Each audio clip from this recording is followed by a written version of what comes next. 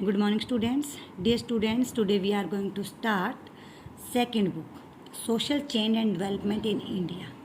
And our lesson is Structural Change. यानी कि जो हमारी सोसाइटी है उसकी जो संरचना है उसमें किस तरह से बदलाव आए। अब इसमें लेसन में बेटा हम आज़ादी से पहले, कॉलोनियल पीरियड से पहले से लेकर उसके बाद तक किस तरह से चेंजेस आए हैं, we will discuss about it. कि अंग्रेज़ों के टाइम में किस तरह से बिजनेस होता था, किस तरह से लोगों का लिविंग स्टैंडर्ड था, और आफ्टर दिस और आज के टाइम में किस तरह से ये चेंजेस आए हैं। देखिए, फर्स्ट हम थोड़ा सा इसके बारे में, लेसन के बारे में रीड करते हैं। The colonial rule has had a tremendous impact on Indian society in all aspects, railway, industries, postal system, social, culture, economic, political.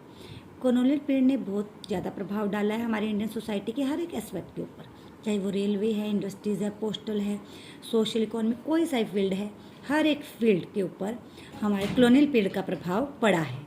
The previous ruler were unable to control the entire country except Akbar, Ashoka, but the British controlled India with their aim of profit attainment. कि जो हमारे पहले के ruler रहे थे, colonial period से पहले के रूलर थे, जो सिर्फ अकबर और अशोक को छोड़ के, कहते हैं उन्होंने पूरी कंट्री को क्या कर दिया था, अपने कंट्रोल में ले लिया था, लेकिन वो अनेबल थे कंट्रोल करने में। सिर्फ एक अकबर और अशोका ही ऐसे थे जिन्होंने कंट्री को बहुत अच्छे से कंट्रोल किया था, और बाबर जो उसके बाद जितने भी हुए, चाहे औरंगजेब था चाहे दूसरे थे, वो इतने अच्छे से नहीं कर पाए rule. But the British controlled India with their aim of profit attainment. लेकिन जो ब्रिटिश लोग थे उन्होंने प्रॉफिट के लिए जो इंडिया को बहुत अच्छे से कंट्रोल किया, क्योंकि इंडिया से क्या था, उनको रॉ मटेरियल मिलता था, और वो उस रॉ मटेरियल को सस्ते दामों में लेकर ब्रिटेन में ले जाकर महंगे दामों में इंडिया में बेचते थे। तो इसलिए उन्होंने इंडिया के ऊपर बहुत अच्छे से रूल किया।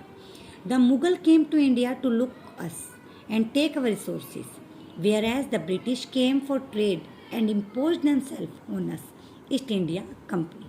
जो मुगल थे वो इंडिया में लूट की नीति के साथ आए थे, यानी कि इंडिया को लूटने के लिए आए थे, यहाँ इम्प्रूवमेंट करने के लिए नहीं आए थे।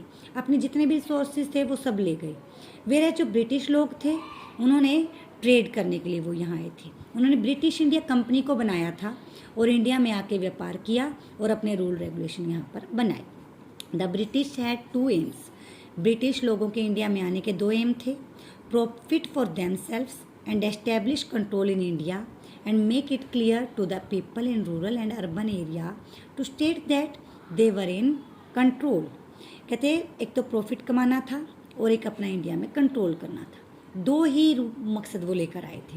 पहले तो यहाँ से वो प्रॉफिट कमाएंगे, दूसरा यहाँ पे अपना रूल करेंगे। Make it clear to people in rural and urban area, so that उन्होंने चाहे अर्बन एरिया था चाहे रूरल एरिया था, सबको अपने कंट्रोल में कर लिया था। अब देखिए, जो रूरल एरिया है, they wanted farmers to grow cash crops and told them what to grow Indigo.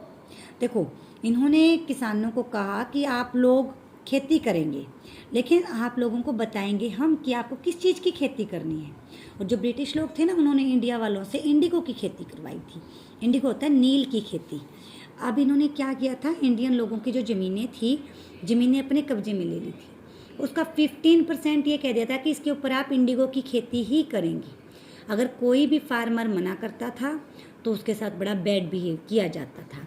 फिर इंग्लिश लोगों को पता चला कि जर्मनी में तो आर्टिफिशियल इंडिगो ग्रो किया जाता है, तो उन्होंने इंडिगो की खेती यहाँ पर बंद करवा दी थी। अब अर्बन एरिया में देखिए, they told them what to manufacture. गाँव में तो खेती करवाते थे, और जो अर्बन एरियाज थे कि क्या मैन्युफैक्चर करना है। मैन्युफैक्चरिंग यानी कि क्या चीज़ फैक्ट्रियों में आपको बनानी है, ये बताया जाता था। The British interferes in forest policy, displaced tribals. British लोगों की जो फॉरेस्ट पॉलिसी थी वो कोई अच्छी पॉलिसी नहीं थी। उन्होंने जो ट्राइबल्स थे उनको अपनी जगह से डिस्प्लेस कर दिया था, यानी कि उन्होंने वहाँ पे बड़ी बड़ी फैक्ट्रियाँ लगाने के लिए जंगलों को खाली करवा दिया। अब जंगल खाली हो गए तो जो ट्राइबल्स हैं वो बेघर हो गए। Introduction of western language English, लेकिन इसका एक इम्पैक्ट ये पड़ा कि हम जो इंडियन लोग थे इंग्लिश लैंग्वेज से जुड़ गए, क्योंकि English language is a international language, तो इस वजह से लोगों को बेनिफिट हुआ। Introduction to create a group of clerk to help in administration as there were many local dialects. अब देखिए इंग्लिश लोग हैं जो वो इंडिया में एडमिनिस्ट्रेशन करना चाहते थे, अपना प्रशासन जमाना चाहते थे। इसके लिए उनको क्लर्क की ज़रूरत थी और वो चाहते थे कि ऐसे क्लर्क हों जो उनका डायलेक्ट जानते हों, जिनको इंग्लिश आती हो। इसी अपने बेनिफिट के लिए ही इंग्लिश लोगों ने जो इंग्लिश स्कूल ओपन किए और इंडियन लोगों को एज अ क्लर्क काम दिया।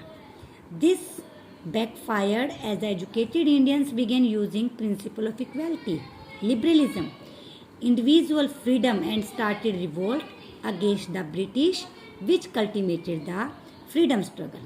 अब देखिए हर चीज़ के प्रोन एंड कॉन्स होते हैं।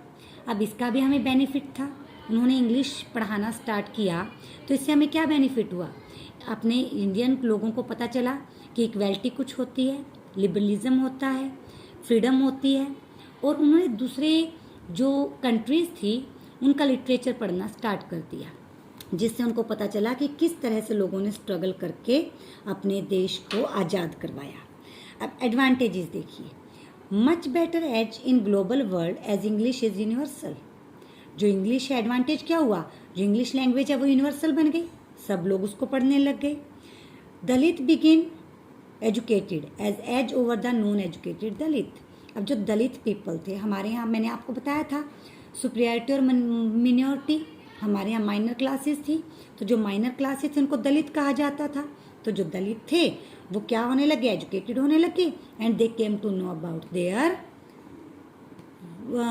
उनको पता चला उनके राइट्स के बारे में। अब ये थे डिसएडवांटेजेस। अब डिसएडवांटेजेस देखिए, those who knew English look down upon those who did not. अब जो लोग इंग्लिश जानते थे वो जिनको इंग्लिश नहीं आती थी उनको नीचा समझने लगे, यानी कि इंग्लिश स्पोकन पीपल थे जो वो अपने आप को सुपीरियर समझते थे और दूसरों को इन्फीरियर समझते थे।